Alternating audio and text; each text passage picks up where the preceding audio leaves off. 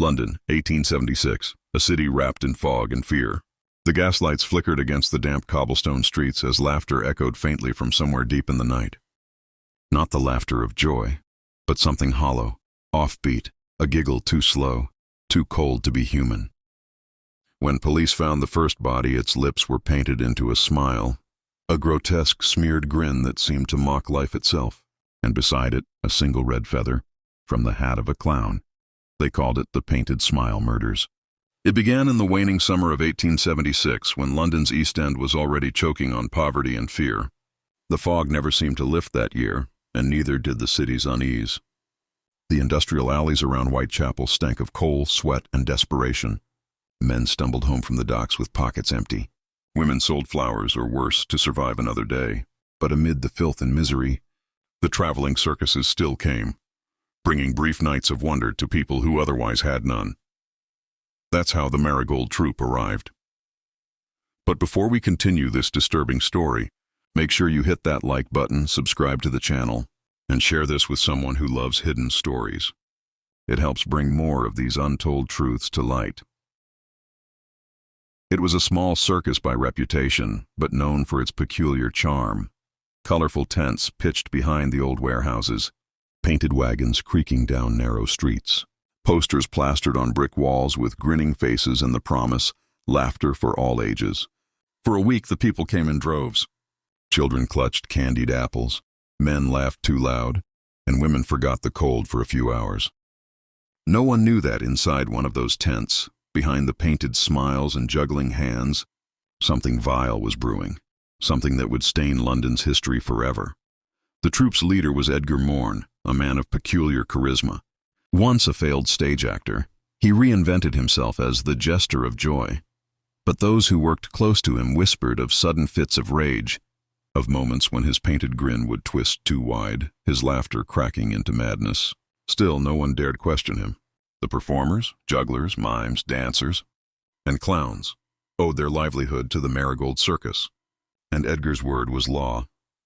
Among the troupe was a newcomer, Thomas Vale, a quiet man in his mid-20s with pale eyes and a strange fascination for death. He rarely spoke, never drank, and never joined the others by the fire. But his clown act was mesmerizing. Not funny exactly, but impossible to look away from. The audience laughed because they were nervous, as though something in his performance touched a nerve they didn't understand. By the second week of performances, things began to change. A local woman named Margaret Hanley, known for selling violets near Aldgate Station, was found dead behind the circus tents. Her throat was slit, but her face had been carefully painted. Red cheeks, white base, blue diamonds around her eyes, and lips stretched into a grotesque smile. The inspector assigned to the case, Henry Blackwell, a veteran of the Metropolitan Police, arrived before dawn. He had seen murders before, but nothing like this. The air was heavy with the smell of rain and sawdust. The circus tents loomed in silence, their bright colors dulled by the morning fog. Blackwell crouched beside the body, his lantern trembling in his hand. The face, painted with cruel precision, seemed to be watching him. "What kind of devil does this?" muttered Constable Avery, standing behind him. Blackwell didn't answer. His eyes were fixed on a small red feather stuck to the dead woman's hair, bright as blood against the gray morning. When he turned toward the circus grounds, a figure was standing by the tent flap, watching. A clown, motionless, face painted white, eyes black as coal. And in that silence, a faint, broken giggle drifted through the mist. Word spread like wildfire. Newspapers called it the Violette murder, for the flowers the woman used to sell. Londoners whispered of mad clowns, of demons disguised behind grease paint. The Marigold Troupe denied any involvement. Of course, Edgar Morn stood before the press in his fine red coat and swore that his performers were men of art. Not killers, but whispers have power in a city like London. And soon the crowd stopped coming. Night after night, the tents grew emptier. Performers quarreled, wages went unpaid, and something unseen began to rot within the troupe. Thomas Vale, the quiet clown, seemed unaffected. If anything, he smiled more often now, a strange, knowing smile that unsettled even Edgar himself. Then another body appeared, a dock worker. Samuel Briggs was found near the riverbank. painted the same way. His eyelids had been glued shut, his lips smeared into that same cruel grin, and once again, a single red feather lay beside him. Inspector Blackwell felt the city tightening around him like a noose. Panic spread faster than logic. Children cried at the sight of jesters. Performers were beaten in alleys by angry mobs. At Scotland Yard, the case board filled with sketches and names. Margaret Hanley, Samuel Briggs, the Marigold Troupe. And in the center, pinned like a target, a drawing of a clown's smiling face. Blackwell began to dig deeper. He discovered that Edgar Morn had once been part of a traveling group called the Painted Court, notorious for macabre performances that blurred the line between theater and cruelty. They were banned from several towns after a show in which an actor accidentally died on stage. That was 10 years ago. Now here he was again, under a new name, surrounded by a new generation of clowns. When Blackwell returned to the circus grounds that evening, the atmosphere had changed. The performers stared with hollow eyes, their laughter forced. He walked through the dim corridor of wagons until he found Thomas Vale sitting before a cracked mirror, wiping white paint from his cheeks. "Mr. Vale," said Blackwell quietly. "You were with the troupe on the night of Miss Hanley's death?" Vale turned slowly. "We were all here, Inspector." "Entertaining the good people of London." Blackwell's gaze dropped to Vale's hands, pale, trembling slightly, the fingertips stained with red. "Paint," Vale said with a faint smile. "For the lips. It stains the skin, you know." The inspector nodded, but something inside him recoiled. That smile, it was too calm, too precise. He'd seen something like it before, on the faces of the dead. As weeks passed, the murders continued, each one stranger, crueler. Victims from every corner of the city, a baker, a maid, a street musician, all found with the same painted smile, the same red feather. The city was unraveling. Papers screamed, "The clown killer strikes again!" Merchants closed early. Even the laughter in taverns sounded different now, uncertain, hollow, like people afraid of their own joy. Blackwell's nights grew sleepless. He studied the victims, mapped their last steps, and saw a pattern emerging. All had attended the Marigold Circus in its final week. He returned there one last time, but the tents were gone. Only muddy circles remained on the field, trampled and empty. A few scraps of cloth flapped in the wind. "Gone, sir," said a farmer nearby. "Packed up in the night. Left before dawn. Didn't say where." The inspector felt his chest tighten. A trail of feathers led into the fog, but it ended abruptly near the river. London sank into silence. The circus was gone, but its ghosts remained. 3 months later, in December 1876, a small theater in Soho reopened under a new name, The Painted Smile. Its opening act featured masked performers in clown attire, dancing beneath dim red lanterns. The audience laughed nervously, unsure whether it was comedy or horror. And when the final performer removed his mask, revealing a pale face with a grin painted too wide, someone screamed. The next morning, Inspector Blackwell stood in the freezing fog outside the theater. Another body had been found inside, painted, smiling. And on the stage floor, written in red grease paint, were the words, "The show must go on." The gaslight flickered weakly against the theater's entrance, its orange glow dying against the thickness of the London fog. Inspector Henry Blackwell stood silently, his breath clouding in the cold air, staring at the crimson words scrawled across the stage floor. The show must go on. The body lay center stage, illuminated by a single oil lamp that cast long, trembling shadows across the painted boards. It was a man this time, the theater's caretaker, Arthur Bell, his face contorted in that now familiar death mask, a grotesque clown smile drawn in careful, deliberate strokes. The white grease paint was cracked where his skin had stiffened, the red mouth curling upwards like a wound that refused to close. For the first time in months, Blackwell felt something close to dread. He had been chasing ghosts since the Marigold troupe vanished, following dead ends through taverns, brothels, and abandoned wagons. Now the ghosts had come back, with their painted faces and their laughter that echoed even after the bodies fell silent. Constable Avery knelt beside the corpse, his hands trembling slightly. "Same signature, sir." The smile, the feather. Blackwell looked down. Beside the caretaker's boot lay a red feather. Darker now, almost brown, soaked in drying blood. The circus never left, he muttered. It just changed its tint. The following morning, the newspapers erupted. Return of the Clown Killer, theater horror in Soho. Headlines screamed from every corner of London, their black ink dripping panic across breakfast tables.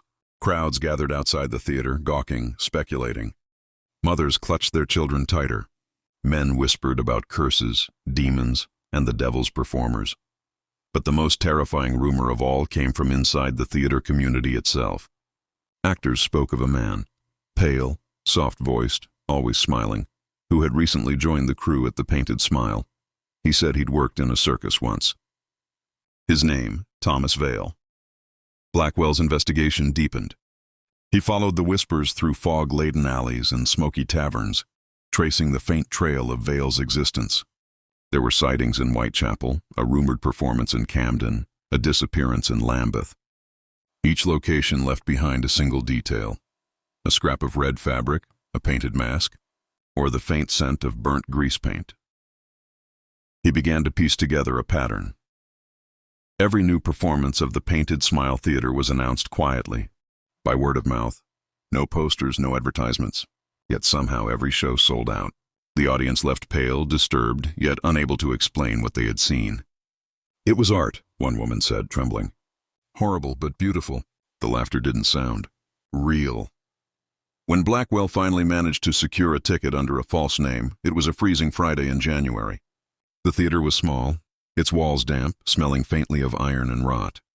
The seats were filled with London's curious and the morbidly fascinated. On stage, the curtains rippled as the gas lights dimmed. A hush fell, then came the sound, soft at first, then rising, of distant laughter. From the shadows stepped a figure in a crimson coat, his face half-painted, half-human. The crowd gasped as he began to speak, his voice melodic yet cold. Ladies and gentlemen, tonight we laugh for the dead. The performance that followed was unlike anything Blackwell had ever seen. It was theater, but it felt like confession. The clowns danced and wept, performing mock murders in exaggerated pantomime. But their movements were too precise, their gestures too familiar, the screams too real. At the center of it all stood Thomas Vale, the silent clown with eyes like shards of glass. He moved gracefully, his painted grin never faltering.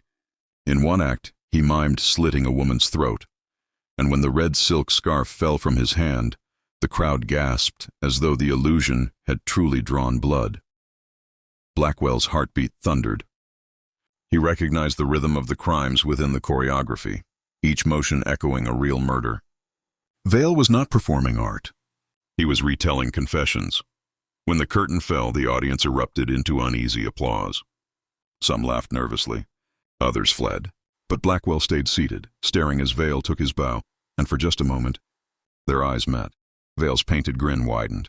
Then, almost imperceptibly, he raised a single red feather and placed it on the stage floor before disappearing behind the curtain.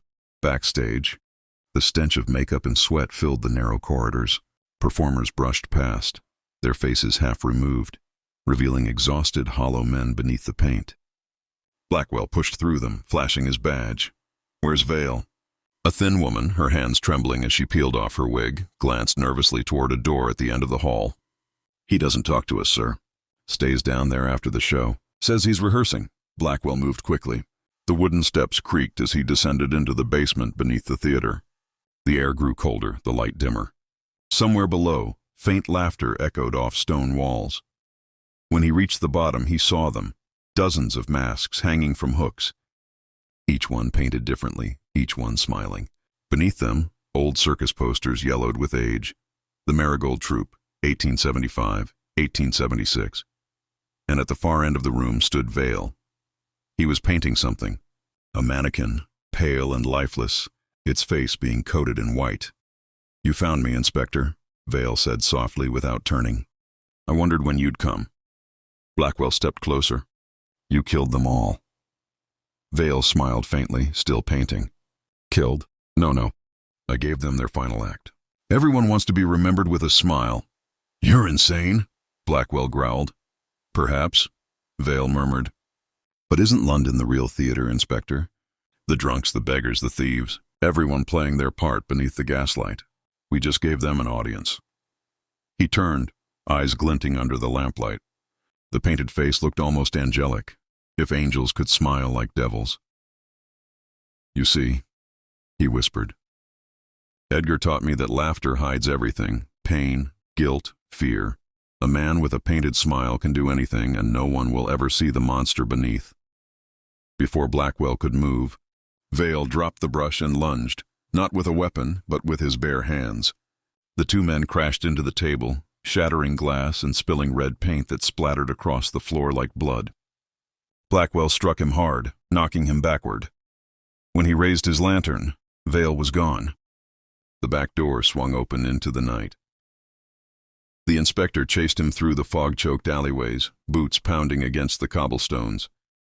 The sound of faint laughter drifted ahead, echoing between the narrow walls. He turned a corner and froze. There, painted on the brick in fresh red grease paint, were the words, "Smile, Inspector," and beneath it, another red feather. But Vale was gone. Days turned into weeks. Blackwell scoured London, desperate and sleepless. Reports came from every borough. Clowns sighted at night, laughter heard in the fog, faces painted on walls that weren't there in the morning. The line between reality and hysteria began to blur. Meanwhile, the Painted Smile Theater mysteriously burned to the ground one night, reduced to ash.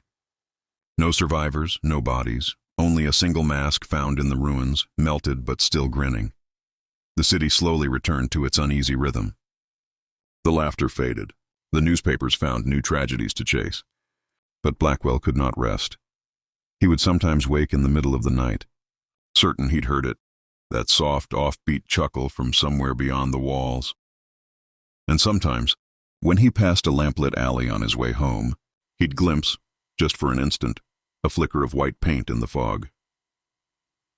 In March 1877, 3 months after the theater fire, a traveling circus arrived quietly in Brighton. Its posters bore no name, only a tagline written in ornate red letters, "The Painted Smile, a New Beginning."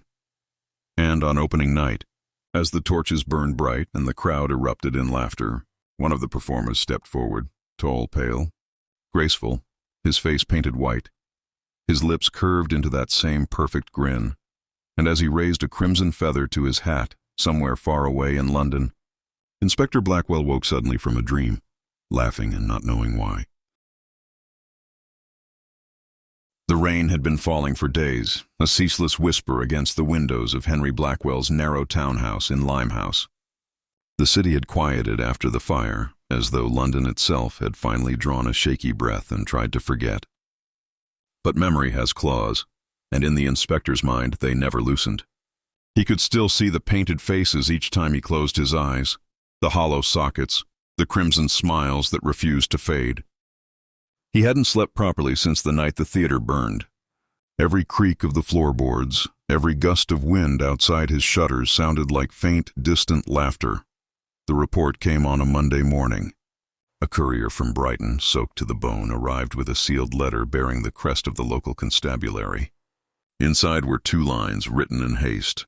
3 dead in a seaside circus. Same markings, same smile. Blackwell stared at the paper until the ink seemed to bleed across the page. His hands trembled as he folded it and reached for his coat. He didn't even finish his tea. The city blurred past the carriage window as the horses tore down the fog-choked road to the coast. He had thought the nightmare ended in London, but the show, it seemed, had indeed gone on. Brighton smelled of salt and rot. The sea wind clawed through the streets, carrying the distant sound of gulls and waves breaking against the piers. And beneath it all, laughter, faint, echoing from the edge of town where the circus stood pitched near the cliffs. The sign read, "The Painted Smile, a New Beginning."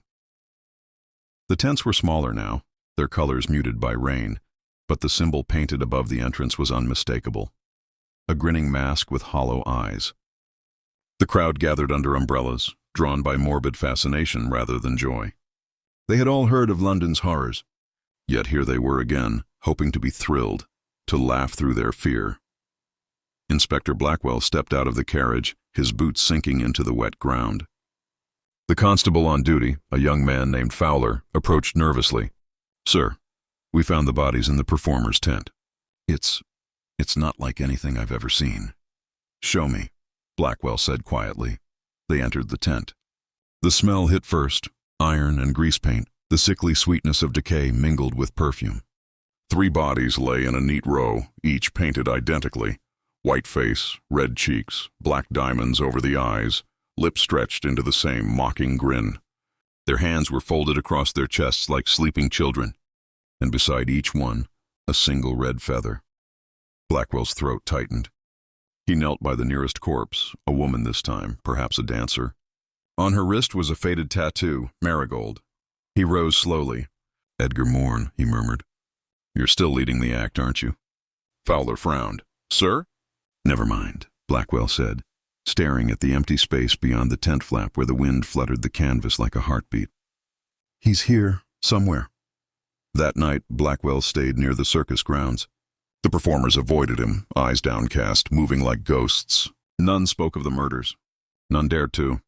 He found one man willing to talk, a drunken stagehand who swore that a pale-faced stranger had returned 2 nights before, asking for the stage, the lights, and the laughter.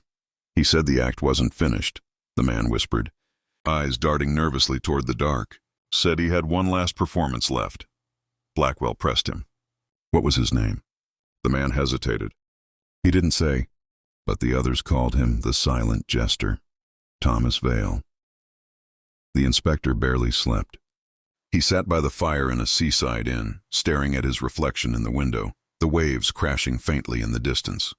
He thought about the night Vale vanished, about the fire, the laughter, the feathers. Each time he tried to reason it out, it slipped through his mind like smoke. Logic had no place here. He felt the story changing him, consuming him. By dawn, he had made a decision. He would go to the circus alone. When he arrived, the world was gray with mist. The circus was preparing for its first show. Performers painted their faces in silence. Music crackled from an old gramophone, a slow, eerie waltz. The marquee loomed above him like a mouth waiting to swallow him whole.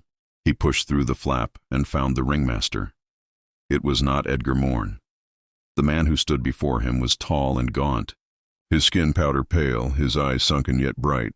He wore a crimson tailcoat, and when he smiled, Blackwell's blood froze. "Welcome, Inspector," he said softly. "We've been expecting you. Where is Vale?" Blackwell demanded. "Vale?" The man tilted his head. "Oh, he's here. We all are. But tonight isn't about him. It's about you." Before Blackwell could speak, the lights dimmed. A bell rang 3 times. The show had begun. The tent filled with whispers, the audience barely visible through the haze.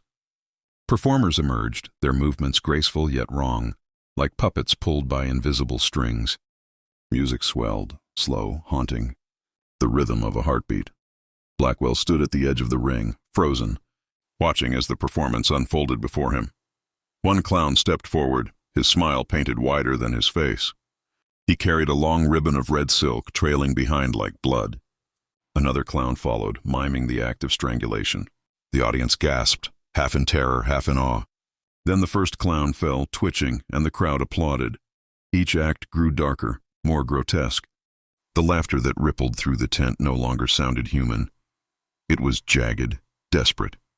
The laughter of people who couldn't stop even as fear twisted their guts.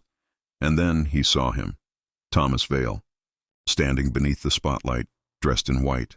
His grin was perfect, eternal. His eyes locked with Blackwell's across the crowd.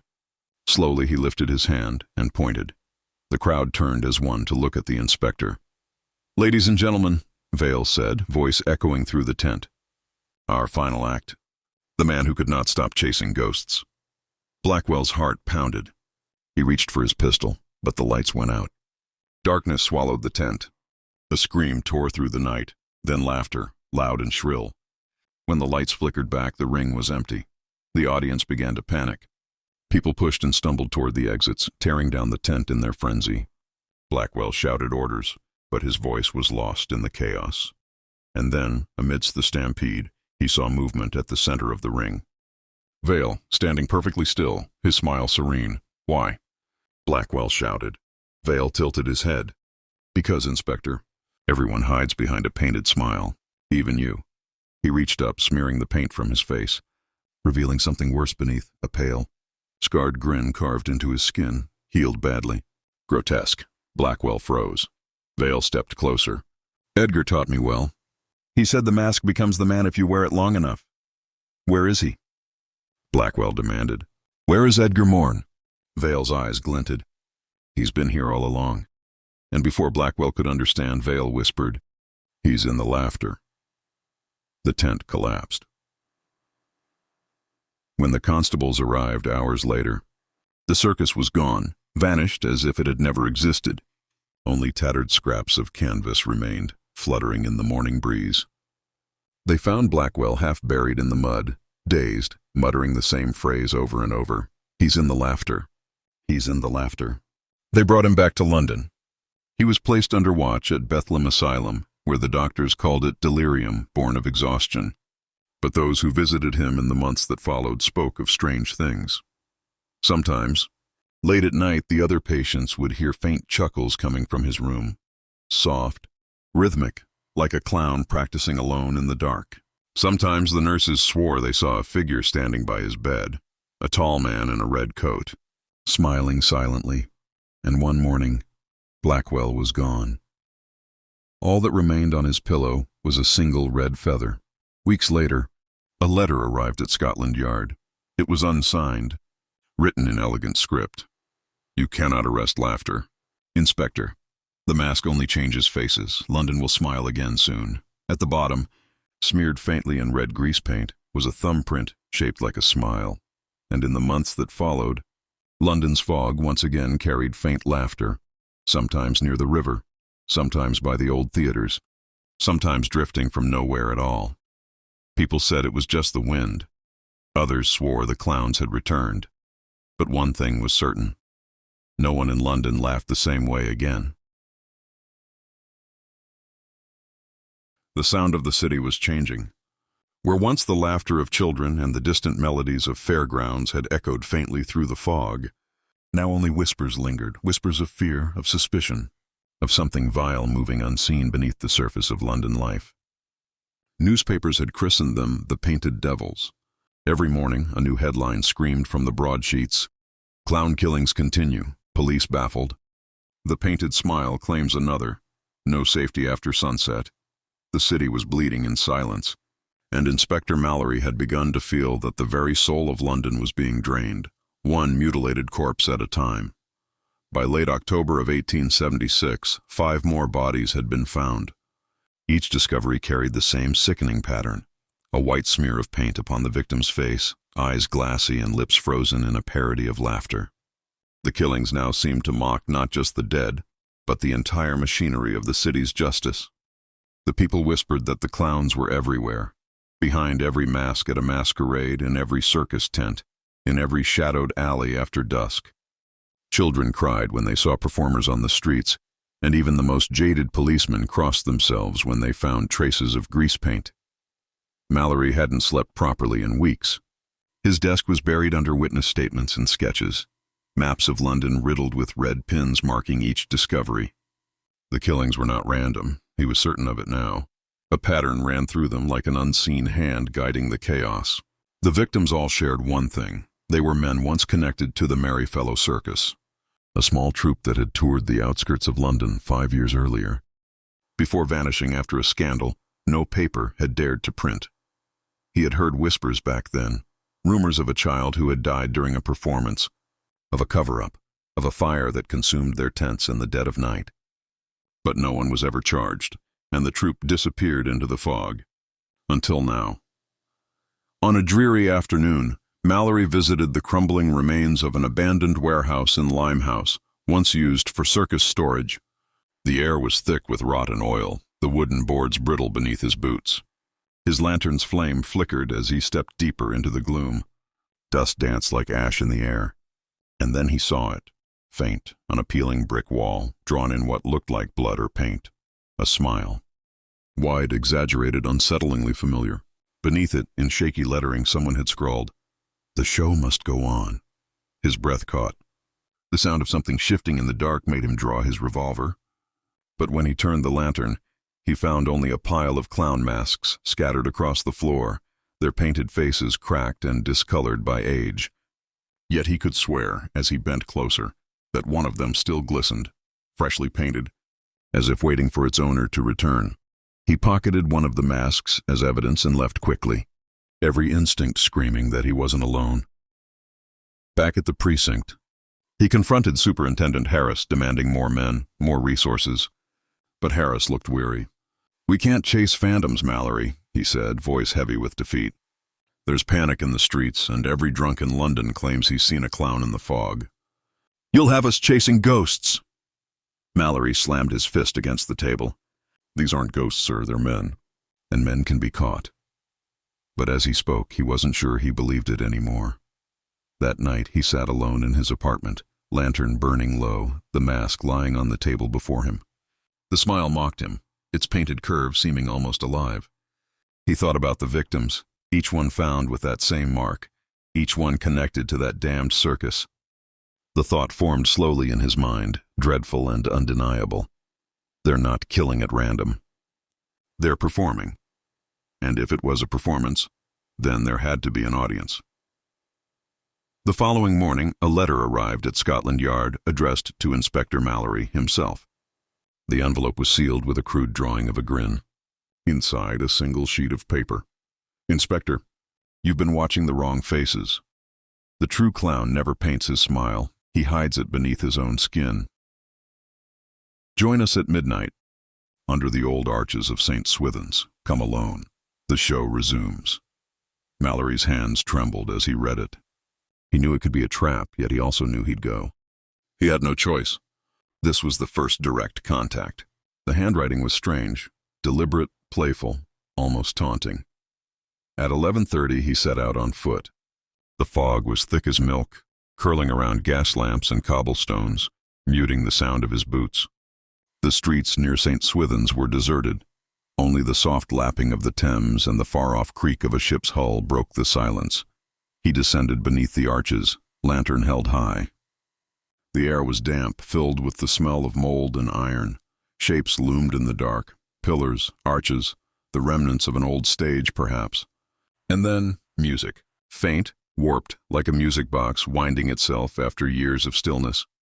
A childlike tune echoing through the hollow chamber. Mallory's pulse quickened.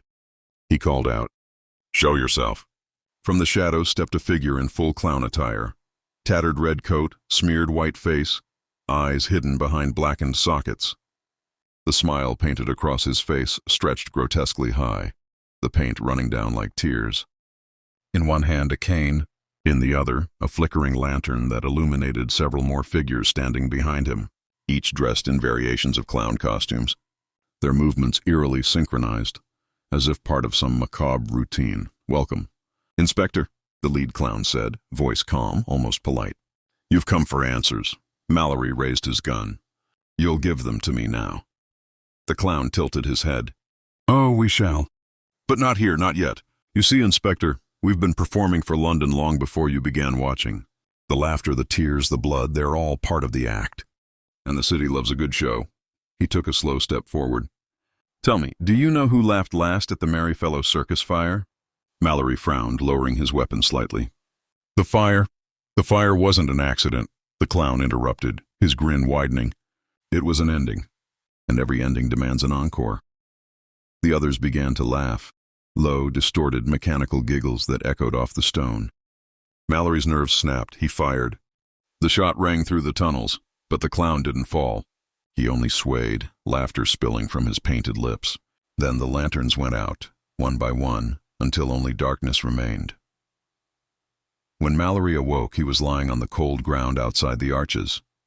His head throbbed. His gun was gone. The mask he'd taken as evidence was missing too. And on the wall beside him, scrawled in white paint, was a single phrase: "We begin again." Back at the station, no one believed him. Harris accused him of fabricating the meeting to cover his failures. The newspapers mocked the police for chasing phantom jesters. And yet the next morning, a new body was found, this time a police informant. The smile was there again, fresh, perfectly painted. Mallory stared at the report and knew one thing. The clowns were no longer hiding in the shadows. They were making a statement. The city had become their stage, and the audience was everyone. London's winter of 1876 was a season without laughter. The circus tents had long vanished, the theaters half empty, and even the street performers who once juggled fire and sang songs along the Thames now kept their faces bare, terrified of the mere suggestion of paint.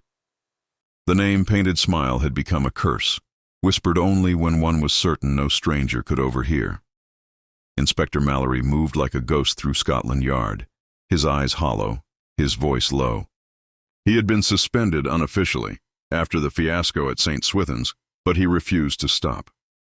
Every evening, he left his flat with that same worn leather notebook, wandering through fog-drenched alleys where the gaslight seemed to dim at his passing. The killings had paused briefly after his confrontation, as if the city itself were holding its breath, waiting for the next act to begin. And then, in early December, the laughter returned. The first new victim was found near Covent Garden, an actress from a traveling troupe. Her face was untouched, but around her mouth, painted carefully in blood, was that same grotesque smile. The second, a constable, discovered in an alley near the docks, white powder dusted on his cheeks like a cruel joke. By the time the third appeared, a journalist who had mocked the police in print, Mallory knew the message was meant for him. He returned to his apartment one night to find a small parcel waiting on his table. No one had seen who delivered it. Inside was the missing mask from the warehouse, the same one he'd taken as evidence weeks ago. But this time something new had been added. Inside the hollow of the mask's cheek, painted in delicate letters, were the words, "Final Performance, Midnight, King's Theatre." The King's Theatre had burned down years before. Only its charred skeleton remained, a ruin fenced off from the street. Yet Mallory knew there was no mistake. This was an invitation to the end. He armed himself, a revolver, 2 spare rounds, and a small silver crucifix his wife had left him before her death. The fog that night was heavy as smoke, swallowing the lamplight, swallowing sound. When he reached the theater, he found the gates already open, the iron twisted and rusted like old bone. Inside, the ruins loomed black against the moonlight. The seats had long since crumbled, the stage eaten by rot. Yet as Mallory entered, faint lights flickered to life, candles arranged in a perfect circle where the stage once stood. And on that stage, waiting as if for their curtain call, stood the clowns. There were 5 of them this time. The leader stepped forward, the same one Mallory had faced beneath the arches. His paint was neater now, almost elegant, the red of his smile drawn so perfectly that for a moment it seemed carved into his flesh. "You came," he said softly. "We feared you wouldn't. A show without its critic is no show at all." Mallory raised his weapon. "This ends tonight." The clown laughed. "Oh, Inspector, it ended long ago. You simply haven't realized it yet." Behind the others, a large, tattered banner unfurled. It bore the faded name of the Merryfellow Circus, and beneath it the slogan Mallory had once read in a child's pamphlet, "Laughter never dies." "Do you know why we began this, Mallory?" the clown asked, his tone almost mournful. "They laughed at us.